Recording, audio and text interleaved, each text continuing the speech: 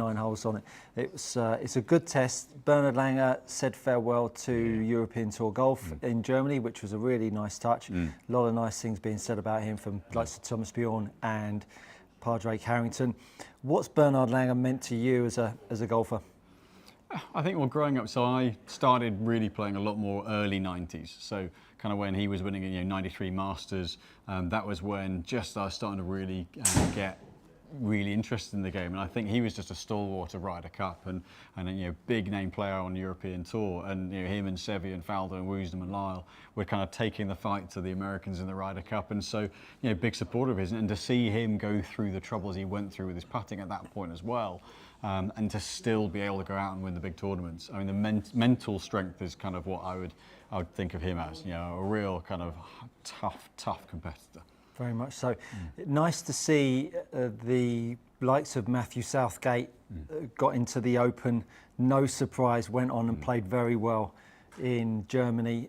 Connor Syme as well, he's making a nice career for himself.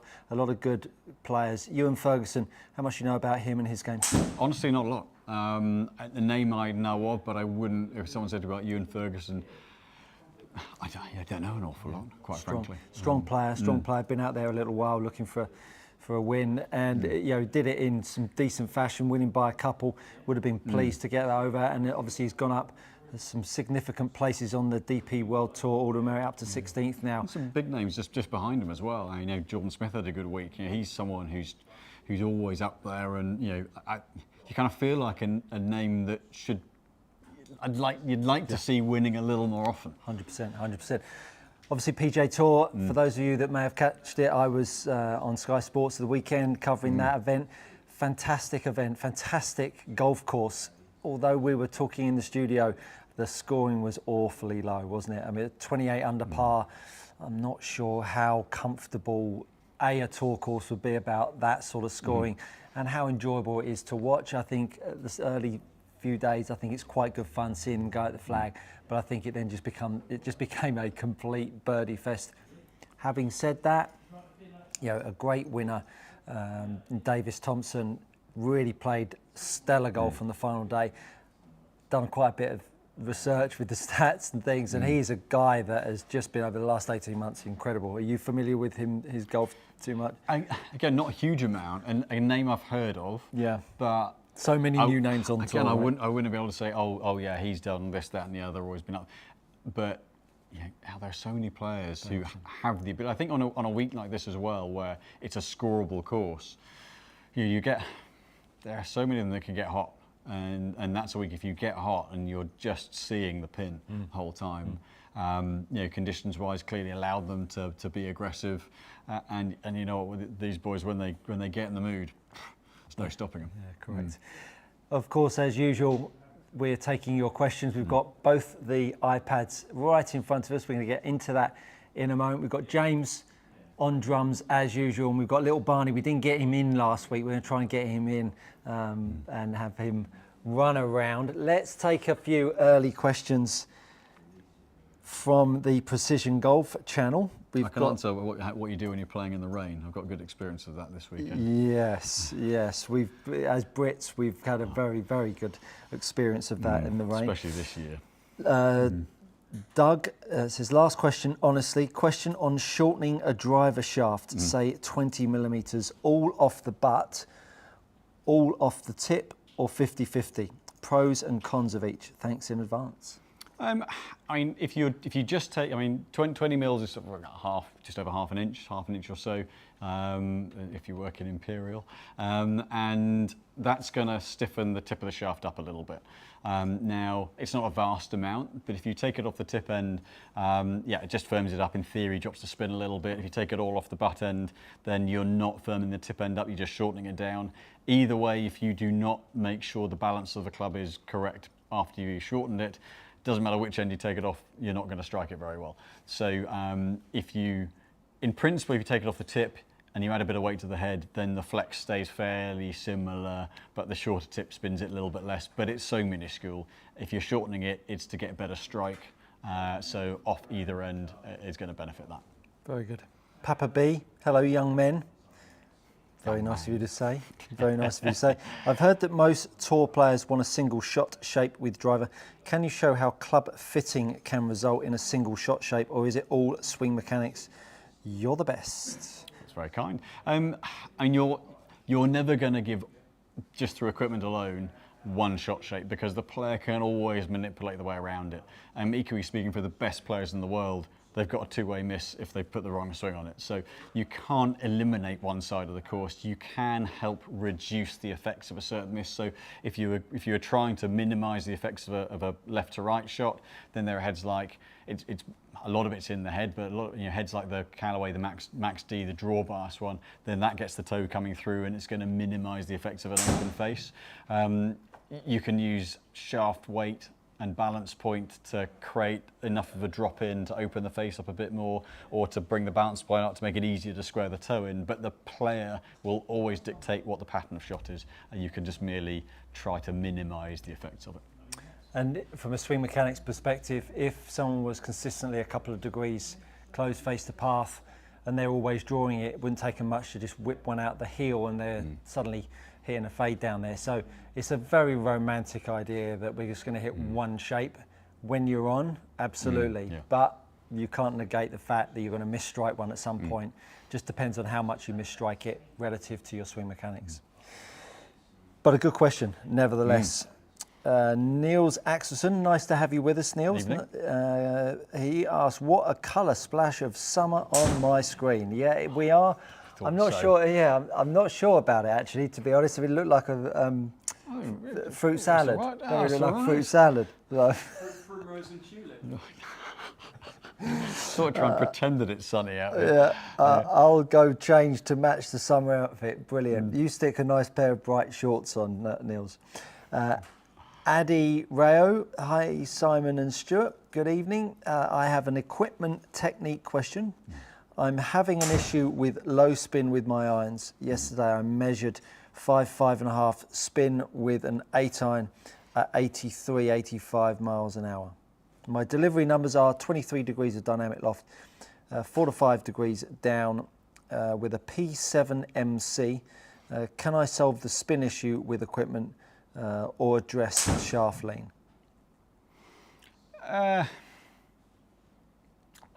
So from an equipment point of view, unless you do something with you're not playing a low spin head, and you're not overly steep onto it from an angle of attack point of view, particularly with an 8 iron. So the majority of your low spin is down to that shaft lean and or kind of shutting face, depending on what your face to path is at that point. So most of it is technique. The ball is the one area where if you're playing a low spin ball, you can go to a high spin ball. If you're playing a Pro V1, go to a Pro V1X. That'll pick 3 of 100 revs of spin up onto it. You can add a bit of loft potentially to your clubs to get some of that dynamic loft back. But in this instance, over to you. Yeah, it's a technique thing. You clearly got probably a strong face to path value, probably ahead of it as well. And whilst you're only saying that you're 4 or 5 degrees down, I'm tipping that you are a bit of a hook face player. You're getting ahead of it, trapping it, and you're really dragging the loft down. So I would say it's all technique. Once you balance that up, then you'll be able to start to create a bit more spin and launch. So definitely technique. Of course, without seeing you, impossible to particularly quantify exactly where that area would be. But I would look to reducing your face to path value. If you're seeing a draw, I would start to work on a bit of a fade, then take off some angle of attack, and those two things will balance each other out. And without changing too much, you'll be able to get a bit more loft and a bit more spin for sure. I love Turtle. Getting raspberry ripple vibes. Thank you very much. Yes, yes. It's not quite strawberries and cream for Wimbledon, is it? We've really got to start nearly, chatting with what we're going to wear in future. Horse racing legends, great to have you with us, sir. Great to see Stuart on Sky. Looked right at home and some nice swing tips. Thank you so much. Appreciate that. Paul M, evening gents. Borrowed a Stealth 2 3-wood and love it. Shaft feels just right. Ventus Red 6S. Is there an equivalent driver, shaft or one with same profile? Do same shafts work in 3-woods and drivers? Same shaft and 3-wood and driver often don't work. One, the driver's longer, so actually it plays heavier in the driver because essentially you've got more shaft. So that's why often there's a weight progression from a lighter driver shaft into a heavier fairway wood, into a heavier hybrid, into heavier irons as the shaft gets shorter. But where the head sizes are different, you often need a different profile of shaft for the driver as well, because on a fairway wood you want a bit of recovery to get a bit of flight and spin. On a driver where the heads are bigger, you're looking for generally a slightly more stable shaft to stop a deflection. As you've got more head scale, the distance of strike away from the shaft's more, therefore it can deflect more if you mishit it. So it's rare to play the same shaft. If you're playing the stock Ventus in that Stealth 2, it is not a Velocore model, it is nowhere near as stout, so it's actually a more responsive version anyway. So if you're in a 65 gram shaft in your fairway wood, look to kind of 55 to 60 grams in the driver, but outside of that, it's very, very hard to say, oh, if you're in that in the fairway, you should be in that in the driver, because it's different player to player. And 90% of tour players play a different profile in their fairway wood for that reason as well. Going to head over to the Good Golf Coaching channel. Chris Johnston, nice to have you with us. Chris, evening gents. How accurate is the Mizuno Swing DNA for irons? My angle of attack is shallow, one down, very short backswing. Play I230 PX IO 6.0. Mizuno want me in a 130 gram shaft. Do struggle with strike currently. If you've watched this before, you'll know my opinion on these, and the answer is I wouldn't trust it as far as I could throw it, because he can throw, and it's just it's something that clips onto the body, or is built into the body of the shaft here. That cannot tell you how you move it. In principle, it's trying to measure a stress level on the shaft, and it might be able to detect a certain amount of, from the gyros inside, a certain amount of shaft lean. But if you've got a short backswing, going heavy generally isn't a good thing. If I, as a little bit of a kind of comment on it, if you've got a short backswing and you're trying to develop speed, light lets you clear through. If you play heavy, of which Stuart's heavier than what I play, is if you've got a short backswing, you haven't got time to effectively kind of collect the club and rotate, it's going to tend to get behind you and there's no time to catch up. So more often than not, for a more compact swing length, you tend to see a lighter total weight than you do for someone who's got a long rangy one, especially if you're then trying to develop a little bit of speed with it. So 130 grams for a short backswing length sounds awfully heavy to me.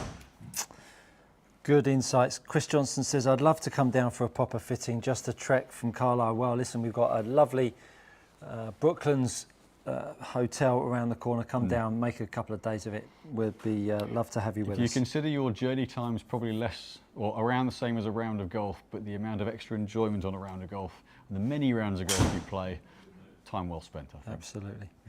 Doug asks or comments, great to see you on Sky Sports, Stuart. Thank you, Doug, appreciate that. Your one-handed driver swing drill, my favourite. On Saturday I did this and it worked a treat for me on Sunday, shooting a net 69 battling a 30-mile-an-hour plus wind at Seaford Golf Club. Great news. It's bad enough inland, let alone on a links. Well, I mean, that's obviously paid for your Sky subscription right there. Gary Satterfield, oh my goodness, here he is. Nice to have you with us, Gary. Hey guys, how's it going? Hold on, Stu, let me get my sunglasses. That yellow shirt is stellar. Hey Simon, just out of curiosity, have you ever done fittings where you say to yourself, please come back after you get a golf lesson from Stu? Yes, and I've said that to people in the fitting as well. So ultimately, from a fitting standpoint, I know if I'm not getting the results that I'd want to see, or that if I was the person in the bay themselves that I would want to see in that position either. So ultimately, we want the best for the player no matter what the result is. Actually, sometimes leaving here without buying and saying, well, actually, if you can just work on this in your swing, then we'll be able to maximise what we can do with the clubs as well, is the best thing you can say to someone, because actually, that then facilitates a much better fit in the long run. So 100%, I wouldn't necessarily word it that way, but 100% that is something we say to people in the main, not on a regular basis. It's not an uncommon thing for us to say. Bama number 1, good evening gents. I'm having trouble controlling distance coming out of a bunker. What keys should I use to help with this issue? Well, it goes without saying the first one is the amount of sand you take, how early you get into the sand. And there's a couple of ways people get into the sand. The most common one is often the leading edge. And of course, you get that leading edge digging and you can scoop up a whole lot of sand very, very early. What you're looking for is some reasonable loft in a bunker shot, and the only way that you can really go about doing that is by making the club swing down at bottom. Down at bottom, that sounded a bit northern, that, didn't it? and I like a northern accent. And so We're spending too much time with Nick Doherty. Yeah, and so allowing that golf club to feel like it can swing down at the bottom is a key component. And actually, the chap Gary Satterfield actually asked a question last week on bunker play about getting consistency of sand. What we tend to do is when we get caught up in a bunker shot, we tend to go down into the sand too much, which invariably will drive the handle in. It'll lean the shaft forwards and get that digging edge into the sand, which makes it really difficult to feel like you're moving through the sand. So my tip is always to, first of all, you want to feel like you're getting some expression of force up in a bunker shot, really feeling like you're standing out of the shot, because if you were to stand out of a shot, it would actually mean that the lever would have room to unload. And when the lever unloads, it all of a sudden exposes a bit more bounce for you, a bit more loft. But not only that, it really makes the bottom of the arc much higher in the sand so that you only take the top surface of the sand. And in most golf courses, they have too much sand. They just pile it in, or very little. They pile it in, they dump the truck in, and all of a sudden you've got too much sand and you're having to whip it off the top. And equally, vice versa, if you haven't got enough sand, then you make it play the other way. You use the front edge of the golf club. You feel like you dig a little bit more. Don't feel like it's one size fits all with a bunker shot. You've got to use the leading edge if it's a little bit low, compacted sand, low in sand, compacted sand. And if there's loads of sand, you're looking to use more of the back edge. So 2 different shaft profiles coming into the shot, a bit more shaft lean for a light sand, and lots of sand, a bit more shaft lean away from the target. But both of those 2 ingredients are creating different radius of the golf swing. And I don't want to get too complicated here, but if I was to set up to this wall, and if I was to come in with shaft lean, can you see the gap between the club head and the wall? It's increased. And so therefore, I'm going to have to feel like I'm going to have to go to the golf ball with the handle.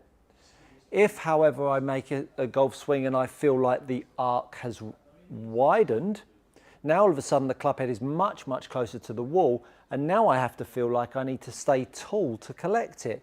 So this leverage that we have down at the bottom of the swing, whether we're creating shaft lean or getting rid of shaft lean, we have to be very conscious of what we are actually about to apply, and then feel like either I'm standing taller for the one that's going to swing, or I'm going to feel like I'm going to go down to it a little bit more for the one that I'm going to dig.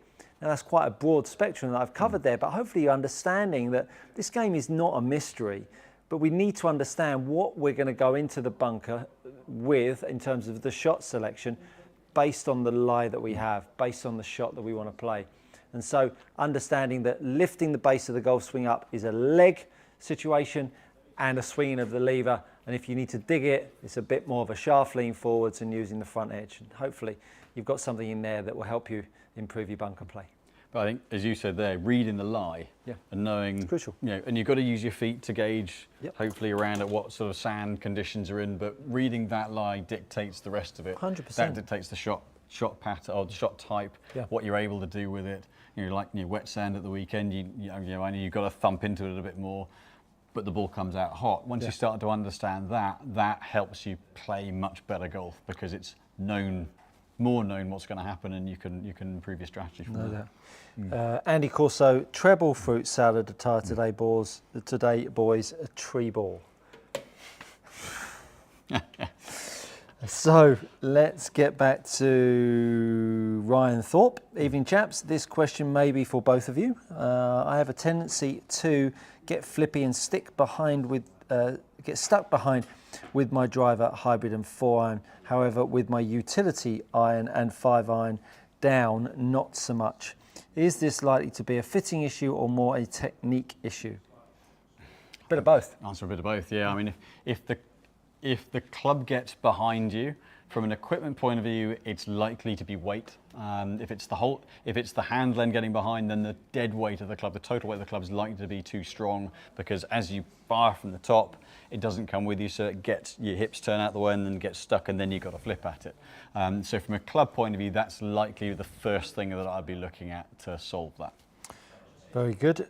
David Langley asks, how was club champs, Simon? 27 holes good, 9 holes bad. Now, it was good, played well, was level, joint leader going to the last 9, and then missed a few shots in the wrong place. And I think the fair phrase would be hemorrhaged. Finished 5th in the end, played well, hey ho, got soaked, never mind.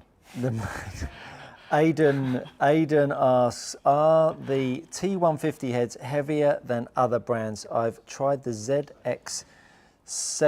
I've missed out a question. I'll come back to you, Martin. I've tried the ZX7 in the same shaft, etc., but it feels heavier. Are the 923 Tours or forged similar from Mizuno? So the T150s, potentially there are tolerances with all of them, and you could have a heavier tolerance head, but the T150s have a lot of tungsten in the heel and the toe, so even at the same mass, with the amount of weight in the toe, they can swing a little heavier than some, because the mass is further away from the shaft, so it can feel a little heavier. The Mizunos in the main are a hair lighter, but yeah, the 150s probably sit very slightly on the heavier side with the amount of tungsten that's in the sole. Yeah, very good, very good. Dave Hurley. Good evening, Dave. No, I'm coming back to you, Dave. Martin first. Can you test the Srixon Z-Star and the Srixon Z-Star XV balls, please? I think that Martin asked this last week. Yep. We will do that. Iron or dry. I'll do it with an iron. That's do it with an iron. If you are new to our Monday Night Live, we do this every week, 6 p.m. Simon and I, James on drums, Barney chewing his biscuits. We do this, take all your questions, take all your questions. And we like to get down and dirty, hit some shots, and sometimes we play some holes. We might do that, play a couple of holes in a little bit. So do get your questions in, do get your requests in. We will gladly answer. I'm going to show you one little person. Got the monster here this evening, good old Barnabas, the mascot of Good Golf Coaching. He's made the odd appearance in the odd golf video on my channel. Loves to lick everybody in sight. But 1-year-old working Cocker Spaniel, and he's doing well. He's a lunatic. Anyway, thought I'd just share that with you. Right, so I'm going to do. I'm going to add the Z-Star Diamond into the mix as well. So I'll start with standard Z-Star. So in principle, Z-Star is the kind of mid-launch, mid-spin. Z-Star XV with irons is the kind of the slightly lower spin, but then the Diamond spins it a little bit more. So that's the theory of it. So I'm just going to do it with a 6-iron. So standard Z-Star. See how stiff I am on the weekend. So it's likely to be the softest feeling of the balls. So we'll see where some of the numbers come on. I quite like that shot. Aye, that were good. So spin point of view, that's fairly low. I'm just going to double check. That's fairly low. 4240. I'm going to do one more just to make absolutely sure with that. That was a bit of a cleaner hit. There we go.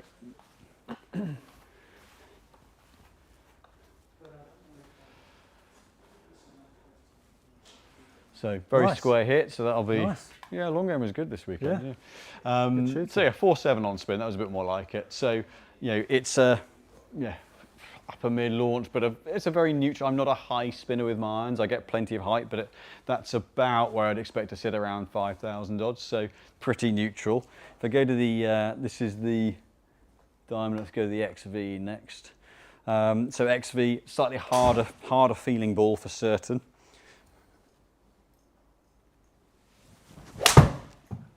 So definitely hear more of a click off the club face with that. So that was well hit, so we'll see what that comes out with. So 5-2, and this is where, in theory, it should be lower spin ball. Player to player, it can vary a little bit. I've generally never seen that much difference in spin between the Z-Star and the XV, but in principle, the XV is more going to be lower spin with the driver in theory, but certainly a harder feel. And then we go to the Diamond. The Diamond's quite an interesting one because this is one that quite a few of the pros have played, but is the highest spin of them, but again, a harder sound and feel. So, I've nearly missed that. You'll find out what low out the heel does. Still pretty straight. Let's give it one more very quickly to give some proper data.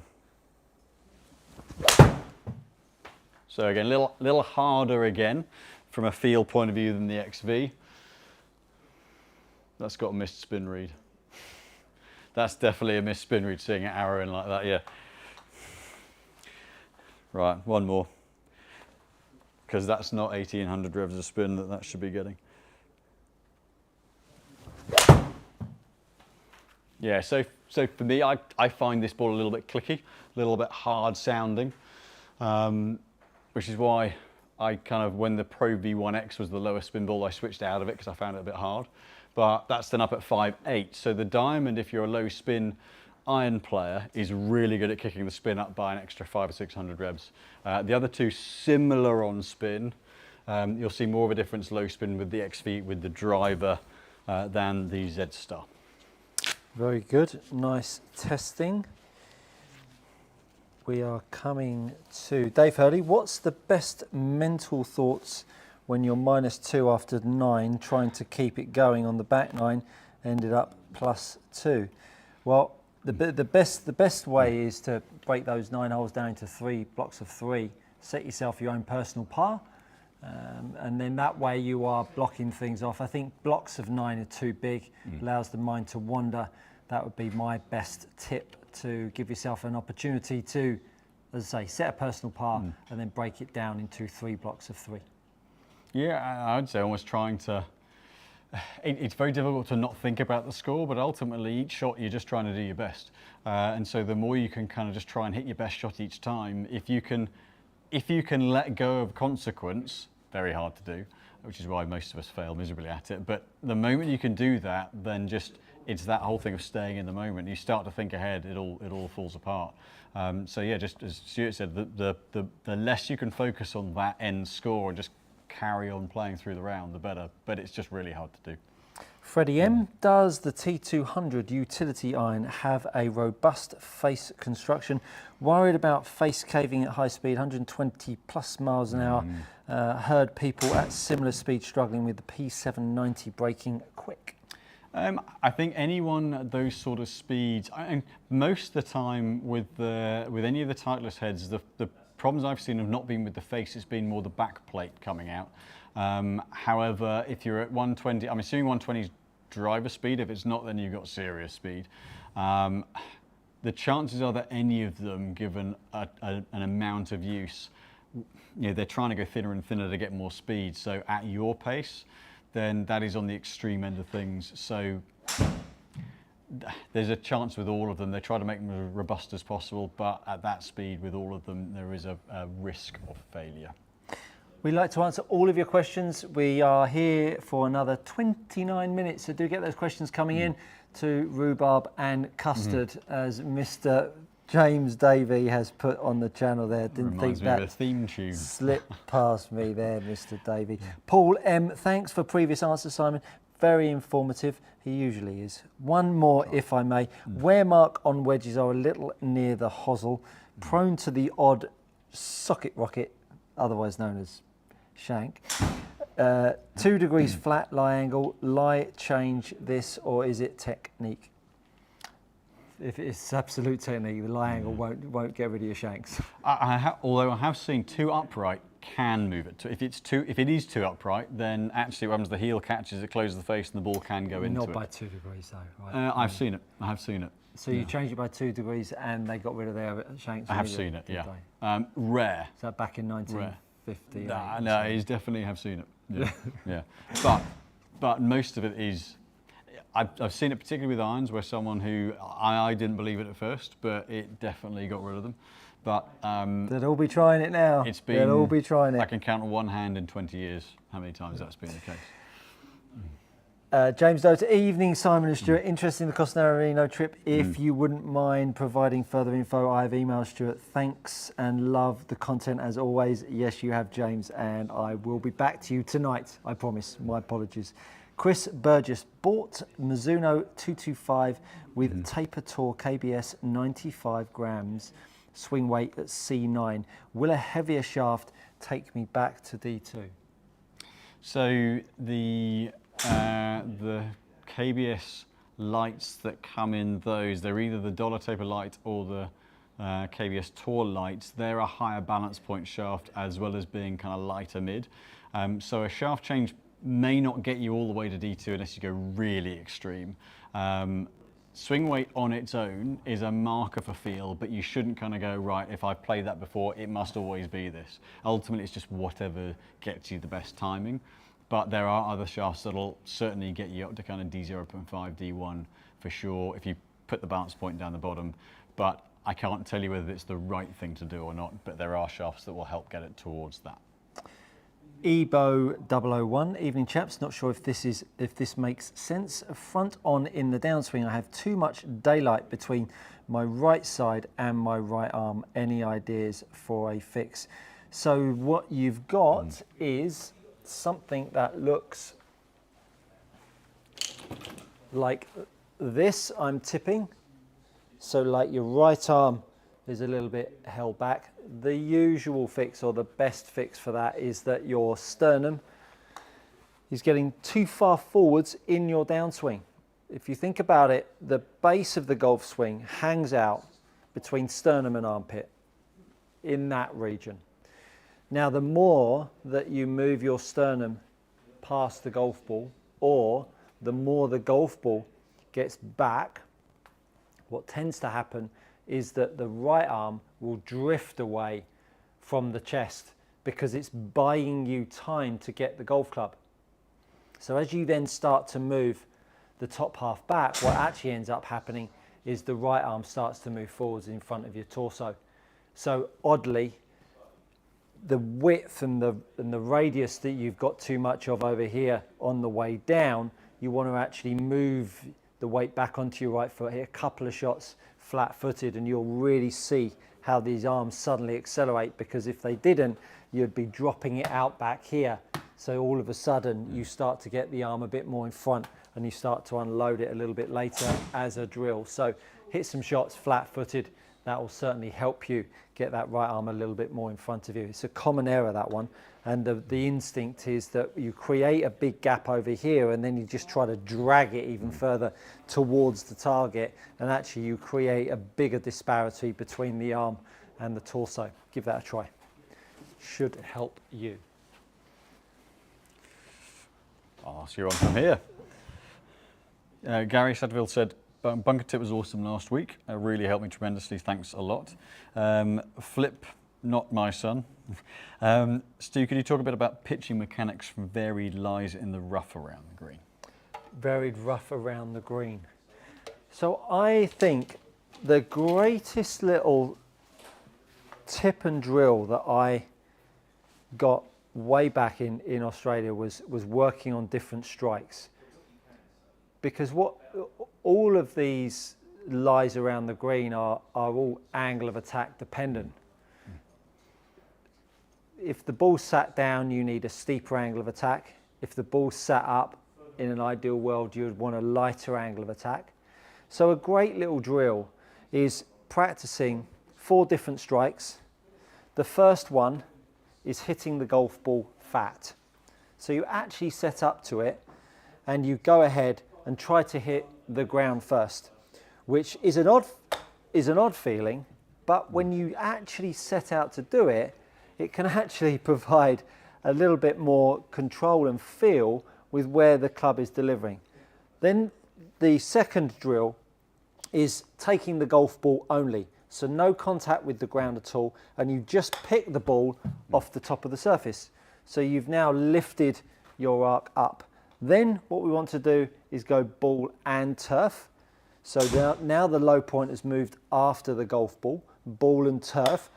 And so if you think about what those three shots have done is the fat strike, your angle of attack is almost up on the ball. So that might be where the ball is really sat up high. Then if you just take the golf ball on its own, your angle of attack might be 0. Then when you move the strike point after the ball, you'd then be much steeper. And you can modulate that. You can really feel that when you're making those practice swings, you could make an angle of attack and a strike point way over here, which would feel like you're almost going to completely thin the ball. And so those three shots are really good for controlling those various angles of attack. And for pure base control, pure low point control of your golf swing, is set up to the golf ball as you would do normally and hit it right in the belly of the golf ball and thin it along the floor. If you can control those 4 ingredients, pick one of them that fits the lie. So if the ball's sat up, you might want to just feel like you only take the golf ball. If the ball's a bit more sat down, you might want to use your low point later and later in the swing. It's a great drill for really controlling the base of the swing. I think my question, when I hear people say, can you talk me through how to play different shots around the green? It's like there's not enough understanding of what a shot requires. Why does a shot require more angle of attack? Why does a shot not require as much angle of attack? And when you understand that, simply earning the skill, or learning the skill, should I say, is the job in hand. And once you can do that on a mat, you can go out on the golf course tomorrow and play all of these different shots from all these different lies. So the more the ball sat down, steeper angle of attack. The more the ball sat up, the less angle of attack. Then all you do is you just choose the golf club that's going to best suit. Yeah, it goes back to what you said earlier, isn't it? Read the lie. Yeah. If you've got the technique to play the different delivery styles, and you can read the lie, then you know what lie creates what kind of shot. If you get it right, what you've then got to do to deliver the club, and you pick the 2 in the club that match. And again, this is what all the best players do. They've rehearsed every lie and every delivery pattern so many times that they just know in a certain grass and a certain lie with a certain club, it comes out this way. That's right. And I think my desire for my coaching channel on YouTube was to really put power back into the golfer's hands, to really start to think about the golf swing in a slightly different way, rather than this is what you do to play a 5-iron, this is what you do to play a driver. You understand that the ecosystem of how we move and how the golf club moves, and then you just put the different golf clubs with it, shift the ball position around, slightly different feel, and hey presto, off you go. The game is super easy, but when we get caught up in these trendy philosophies and finish positions and hold-offs and shaft lean and all that garbage, you will end up unraveling, because it might work for some and it won't work for others. Whereas if you actually start to appreciate how it all goes together, I think there's something there for everyone. And that little 4-strike drill is a great way to learning about control of angle of attack, strike and low point. And that ultimately is short game, isn't it? You go in a bunker, you need to understand that to get the ball out high, you need to have a really light angle of attack. So you need the lever to swing. And then you need to make sure that you've got the base of the golf swing in a bunker high, so that you just skim the top of the sand. And it's no different for hitting a 5-iron out the fairway. You wouldn't hit a 5-iron out the fairway and take a divot and an angle of attack like a wedge. You want to have a lighter angle of attack. You need a more swinging lever. The ball is further forward. It's a different sensation. So the more that we understand all of these nuances that are within a golf swing, we then start to really own it a bit more, own the flight, own the shape, rather than just bludgeoning the golf club at the ball and just applying, I'm coming over the top, so I'm forever and a day just going to work it from the inside generically. And short game, I think, is it's not all, but is so massively about confidence. And so once you've gone out and you've learned the skills and you say, right, I know if I do this, that's going to happen, then you play the shot positively as a result. We've all done it. You stand over a shot and go, I did it yesterday. You can go, oh, don't quite fancy it, and you and you don't commit to it, and then you dunch it. Whereas if you go, right, I know if I do this, that happens, and oh, look, it goes quite well because you make a nice free turn through and you collect the ball and you don't stall on it. And so, and that's the practice gives you the confidence to go out and do it. And that's something that all of us can do better, for sure. Very much so. Ebo 001. Oh, I answered that one. Sorry, my apologies. So Ebo Gum. Freddie M. Comments about Dave Hurley asking about good mindset. Dave Hurley, I was once 4 under par after 9, then got a quad double on the 10th. Beautiful stories. We've all done it. Good, absolutely. Multiple times. Aidan, would RTX 6 mid grind or full grind be closer to Vokey D grind?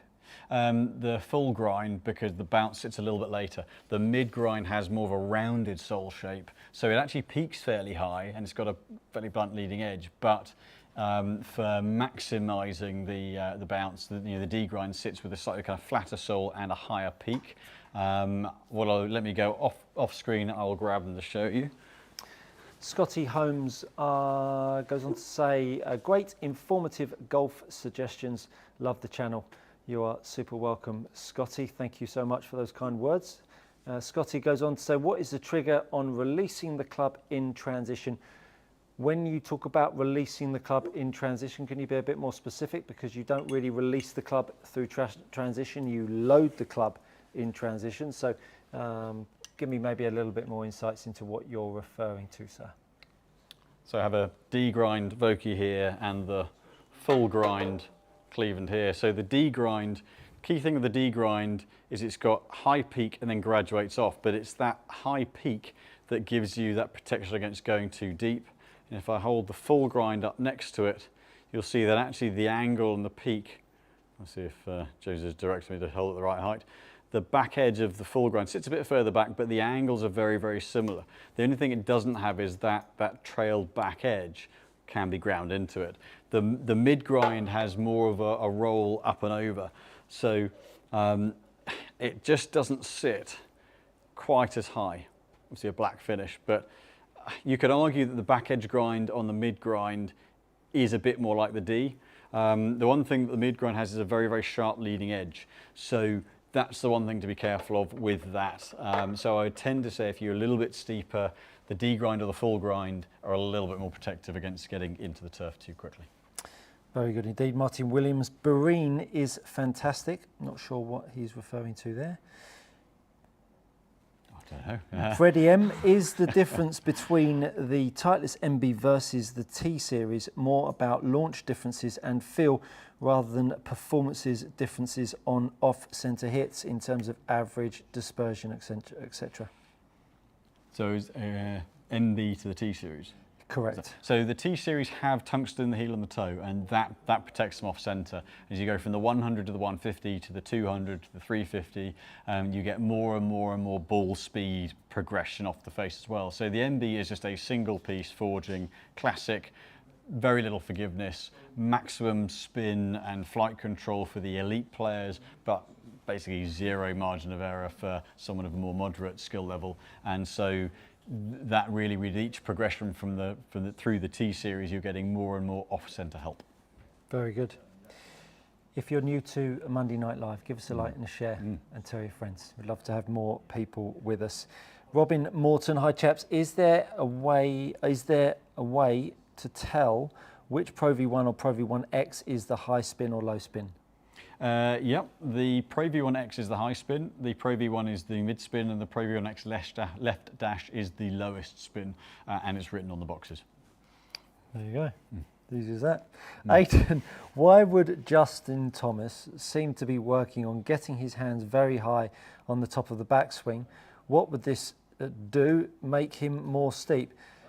I've asked myself that same question, my friend, because as far as I'm concerned, his leg action would need to be improved. He has to stall his body out because the bigger differential between arm plane that matches shoulder plane, and above, the more you have to get that club back down onto the lower plane. And this right knee that kicks up is him stalling his body out to try and get the arms back down to strike. So for me, I'm with you. I think this continual arm lift is not something that I like to see in a golf swing. So I couldn't answer because I don't know what him and his dad work on. We'll see. It seems to be a bit of a trend that you've got, obviously, Dustin, Scotty Scheffler, very, very high hands, and maybe because, I mean, it's something that works for them, but, it is Rahm high hands as well. No. But it's something that, certainly I always thought looking at Justin's swing, he's got got to snap out the way so much, the club's got to drop down and then move around, that you're just adding complexity into it. But as you say, we don't know what they're working on. So. Yeah. Ebo001, thanks Stuart, you got it spot on. I lurch with the upper body first. We'll try planting weight on my right foot. Yeah, give that a try. And make some right arm swings with it as well when you're doing that, because that'll really help. Druss, I've been playing X100 shafts in my irons for many years now, but as I've got older, 50 plus, I'm really struggling to maintain the strength and speed to hit them. Well, what would S300s be better? No. In a word, they're still two of the heaviest shafts on the market, and I used to go back to when I was playing full time. I was in an X100 or a Project X65, which are up at 130 grams. An S300 is actually slightly heavier than X100 by a gram or two. So actually, you'd be doing no benefit to yourself whatsoever. I played that weight for years. I'm now in something that's 113 grams, so I've taken 20% of the weight out, and I think that's something that you'll be used to the feel of having weight there. But yeah, do yourself a favour and change shaft completely. Doug says bunker tips, chipping tips, ball comparisons, playing the Srixon Z-Star XV and loving it. Stop it. Great stuff, guys. Keep it up. You are super I thought welcome. you'd want us to carry on. Yeah, no, stop it. Don't stop it. Give us a like and a share if you can while you're here. Would love to see a few more likes up there. It really helps our channel. Robin Morton, am a tight beep Yorkshireman and find most of my Pro Vs on the course. So can I repeat the question? So that's fair comment. You must walk up the right side of many first holes. So the Pro V1, which is the black number, that is the, actually it's written on the side as well, that is the lower launch, lower spin. Let me get the ball so you can see these. Pro V1X is a red number and is the mid spin. These are a little bit, we're getting some new balls in, these are a little bit tired, a couple of these, but they're the nearest to hand. And then the Pro V1X left dash is also a red number. So the key thing is on the side of the ball, you've got, so you've got a red number or a black number. So the red number is the Pro V1X. The other place is on the side of the ball. So you'll see on this one, there's a Pro V1, Pro V1X, but the left dash has the little left dash to the side of it, and then the Pro V1X is written with a slightly different markings around the wording. So they will say on them what they are. Just have a roll around the ball, but a red number is a Pro V1X. Now the irony is that the Pro V1X has both the lowest and the highest spin variant to it. So, but yeah, if you read around the golf ball, you'll see both the type of ball and what colour the number is, and that can help you. Well, see as we're out of questions, we've got 10 minutes to go. I think we should go with nearest the pin. What distance? Well, why don't we do the 17th at Troon? Oh, that's a long one. Yeah. Yeah. Or it's or we can do Ladies Major Evian this week. No, let's do the 17th at Troon. Troon. Let's do the 17th at Troon. Screen back on. Yeah, no problem at all. Right. Not that I've got anything against the Ladies Major at the Evan, of course. Right, let's do. Are we just doing a nearest the pin? Let's do nearest the pin, 3. 3 shots, right. If you've got any more questions, feel free to fire them over. We will gladly answer. Are we doing wind on this one? Yeah, let's do some nice wind. Right. So Gary Satterfield, if you guys could only play one round of golf, what course would it be on? Good question. Right. Kingston Heath for me in Australia. Kingston Heath. Cypress Point. Cypress Point. Yeah. Yep. Very, very nice. Connor Knight, profile of Ping Chrome X Flex for driver, please. Wanting a change from handcrafted even flow X Flex 75 gram driver shaft. Need launch. So even flow, so the chrome is very stiff under the handle, so it's a firm feeling shaft, has a little bit more response than the tip, but very stout feeling. The even flow, but the balance is a little, in the chrome is a little higher up, whereas in the even flow, if it's the black, it's pretty neutral. If it's the blue, it's a little more on the tip end. So yeah, it's really about balance point difference. The chrome is going to swing a little lighter on the head than the even flow, but it's very stable under the handle. It's not going to make a massive difference to launch though. They're both very stout. So. Now I'm feeling a little low on energy. I didn't get into my scratcher, my bed. He's getting the excuses in already. Until 1 o'clock this morning. So we've got 10 miles an hour into off the right. Into off the right? Slightly into off the right, 10 miles an hour. Well, 5 iron's not going to work then, is it? 214. Right. And as we know from this in the past, it was dead into. Yeah. If you take the miles an hour, double it up, and that's the amount of distance it'll take off. Yeah. Yeah. Right. So come on, Stu boy. 9 miles an hour, so it's playing another 16, 17 yards longer. So it's playing the equivalent of about 230. Yeah. In my reckoning. So it's into out the right. Out the right, yeah. Right. Come on, Stu. I.e. tough. Yeah.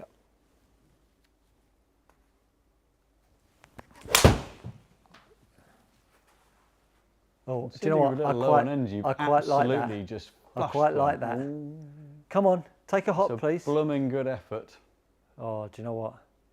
I tell you what. That's a blooming good effort. There's going to be a lot of guys that would take that. 36 feet. 36 feet.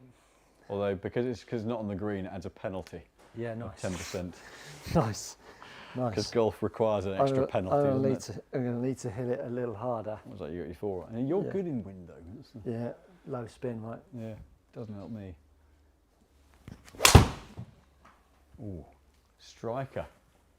Go on. Striker. It's got to be coming back, that one. Come on. You just laced it. That's almost action replay. If I didn't know any better, I'd think you'd just hit the repeat button. Get on! Oh, very good. All right. Here we go. We all know what happens when you give Stuart something competitive. You and me both become. Yeah. Right, come on. Need it just a little bit harder. It's a long way for a 4-iron. Left it right? A hair. But I think. Yeah, not quite coming back.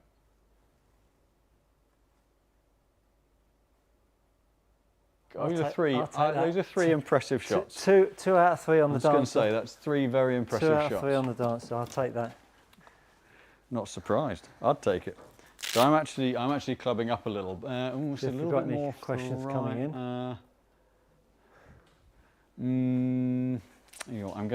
I'm gonna do one. I'm gonna try stinging the 4-iron in, and if it's not enough, I'm going to the 2-iron. One of my channel members, Billy Byrne, checking in. Thanks for being here, Billy. All right.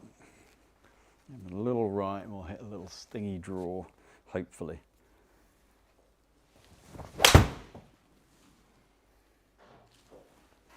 I need to aim a little bit more right.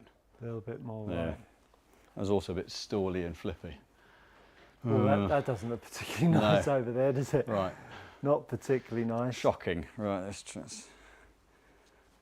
aim a little more right. Aim the face a bit more.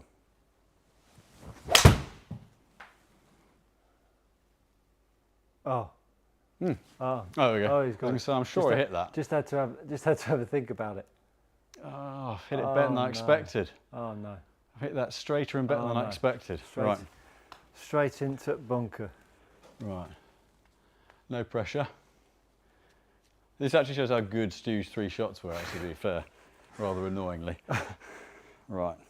Same thing, but just draw it a little bit more.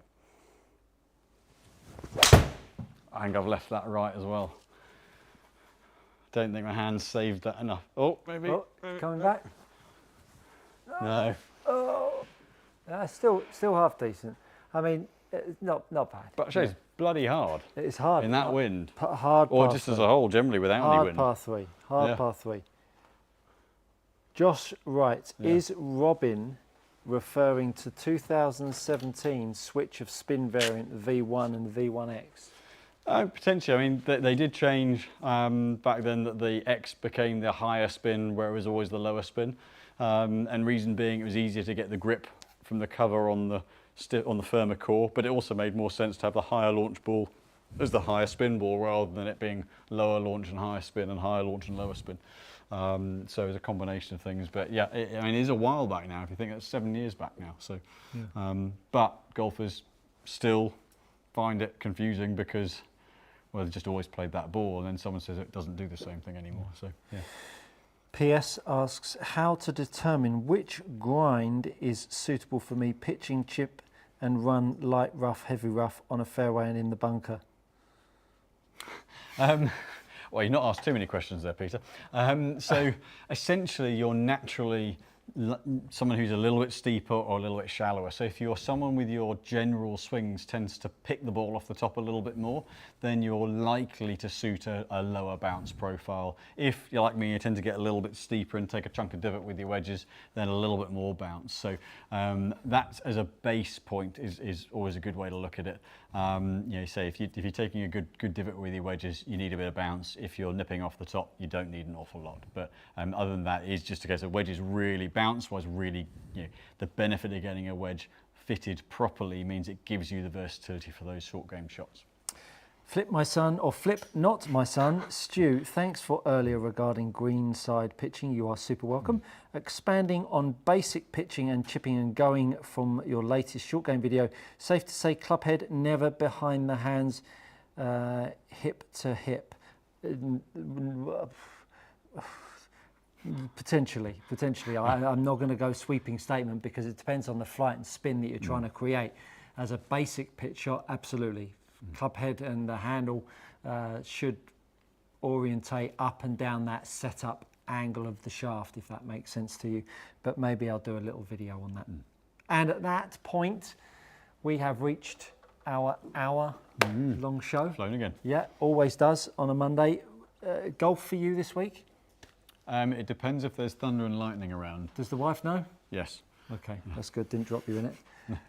James, cutting any fingers off this week? Camping on Friday Oh, glamping.